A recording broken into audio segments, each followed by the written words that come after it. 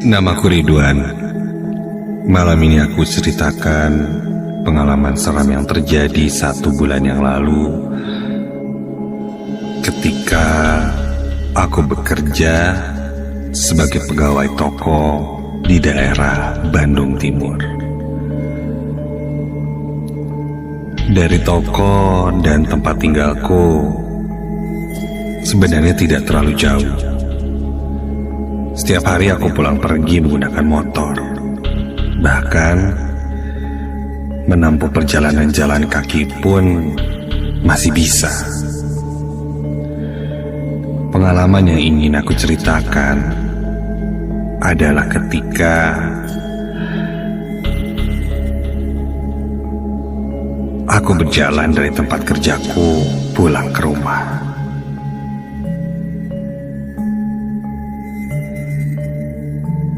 Warga sekitar dan beberapa orang bilang daerah rumahku itu daerah yang angker.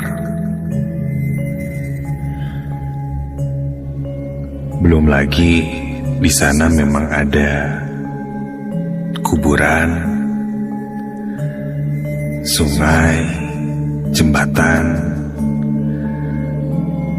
yang kondisi penerangannya tidak terlalu baik.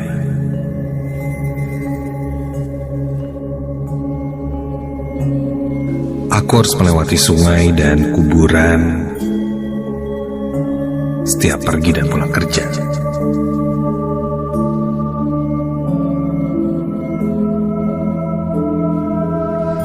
Meskipun di malam hari, sebenarnya hal ini sudah jadi hal yang biasa untukku. Ya, bisa dibilang tidak terlalu seram menurutku. Karena toko tempat kerjaku sedang ramai orderan, akhir-akhir ini aku biasa pulang setelah Isya, sekitar jam 7:30 atau jam 8 malam.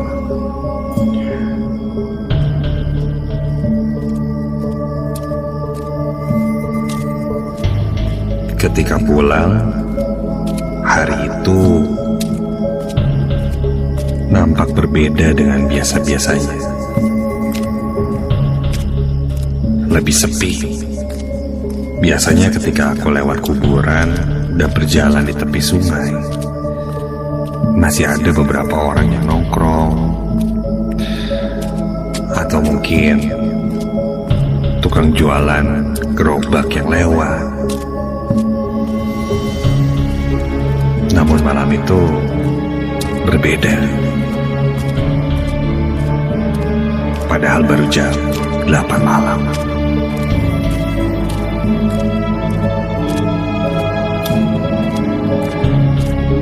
Ketika itu aku tidak membawa kendaraan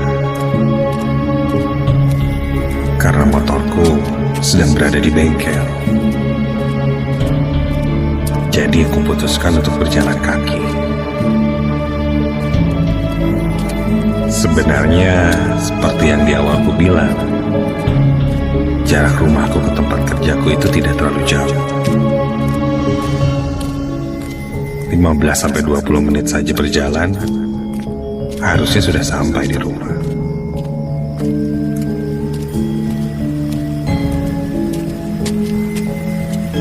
Sampailah aku di jembatan yang dimana di bawahnya adalah sungai.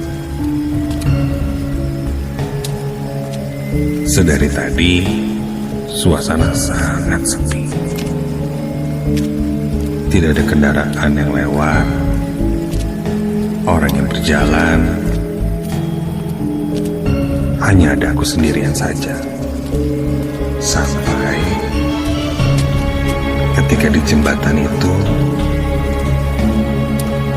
aku mendengar suara anak kecil. Iya, suara anak kecil yang samar terdengar seperti sedang bermain, berlarian, dan tertawa-tawa kecil. Aku sempat menengok ke sekitar, memastikan Di mana anak kecil itu? Tapi pikirku, mungkin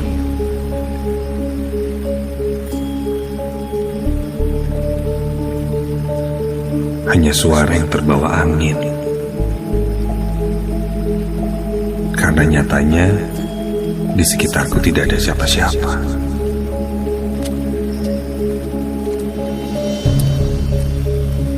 Aku lanjut berjalan. Setelah lewat jembatan, aku mendengar lagi suara anak kecil itu.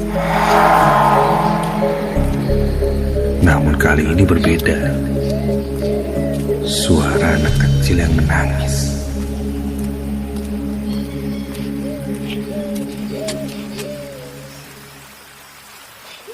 Ku tengok lagi ke kiri kanan, bahkan ke belakang. Hasilnya sama, tidak ada siapa-siapa.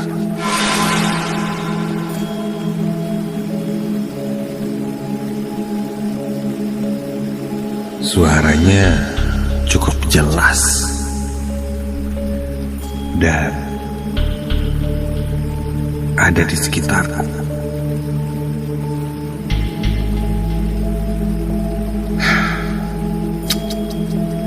Tidak ambil pusing, aku pun meninggalkan jembatan itu dan lanjut berjalan.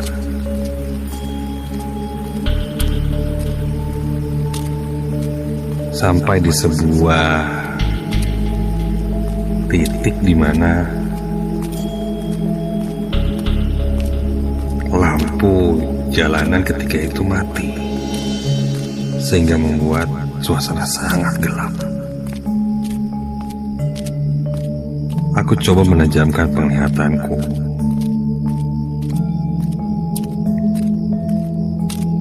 Sampai kakiku tersandung oleh sesuatu, seperti batu yang cukup besar.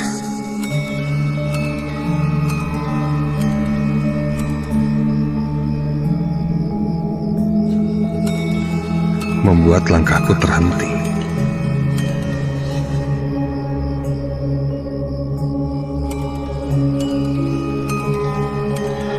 Kontan aku melihat ke bawah, ke arah kaki, di mana aku masih merasakan ada sebuah benda cukup padat di depan kakiku itu, yang membuatku tersandung.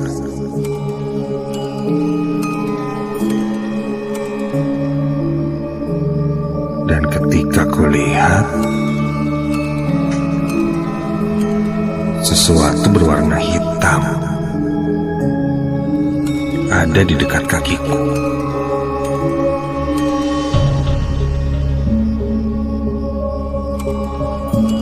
Bentuknya tidak terlalu simetris, tapi bisa dibilang bulat, lonjong. Dan aku pun refleks memegang benda itu. Dan ketika ku pegang, astaga, kok itu kan rambut? Iya. Perlahan ku tendang sedikit sehingga benda itu mulai bergerak, menggelinding. Dan ketika ku lihat, astaga, itu sebuah kepala. Kepala dengan wujud seperti anak kecil dengan mata yang melotot. Mulutnya terbuka menganga dan sosok kepala buntung itu menangis.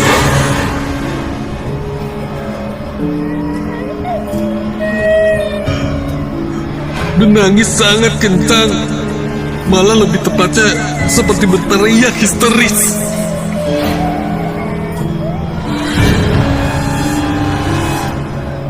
Kontan aku langsung berlari sekencang-kencangnya menjauhi tempat itu. Hingga sampailah aku di rumah. Aku langsung memutuskan untuk segera tidur. Namun pikiranku masih terbayang dengan wajah sosok kepala itu. Dalam hati aku terus mengucap doa. Sampai tiba-tiba saja badanku tak bisa kugerakkan.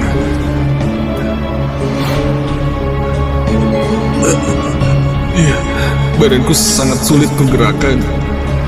Bahkan untuk berteriak saja aku tak bisa. Aku mengalami tindihan.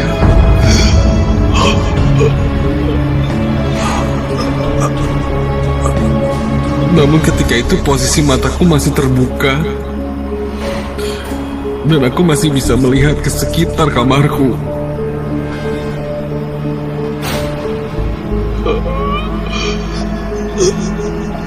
Tiba-tiba ada sentuhan tangan yang sangat dingin menyentuh tanganku. Dan ketika kulirik dari sudut mata, kulihat wujud sosok anak kecil tanpa kepala sedang menyentuh lenganku.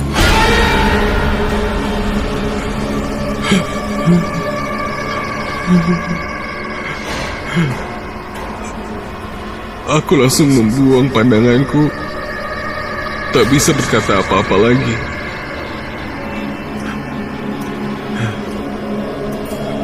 Hingga akhirnya sosok itu menggenggam lenganku sangat keras.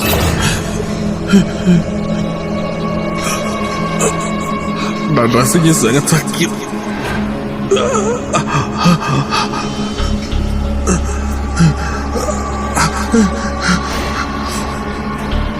Jantungku berdegup sangat kencang, namun nafasku seakan sesak. Sampai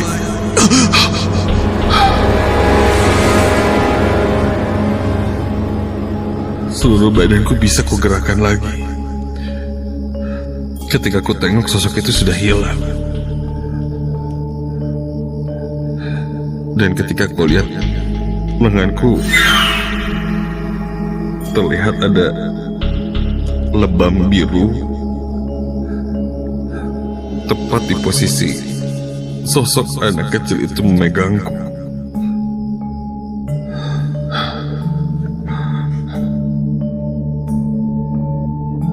Besok paginya aku ceritakan ini pada orang rumah. Dan ternyata sosok dengan wujud seperti yang kulihat malam itu kerap kali terlihat di sekitar sungai, jembatan,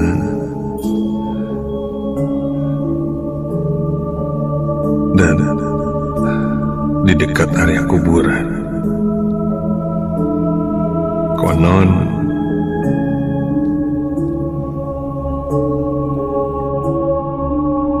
anak kecil tersebut adalah korban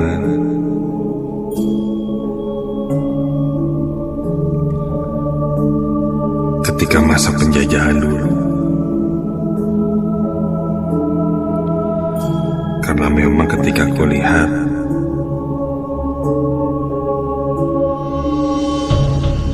baju yang dikenakannya pun nampak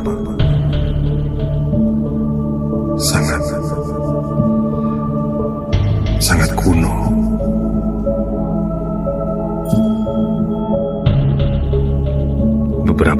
keluarga yang pernah melihat bilang ketika mendengar suara anak kecil bermain di malam hari sekitar daerah sana, atau mendengar suara tangisnya, jangan pernah dicari, karena sosok itu bisa ikut dan mencari teman untuk bermain. Dan malam itu aku yang tidak tahu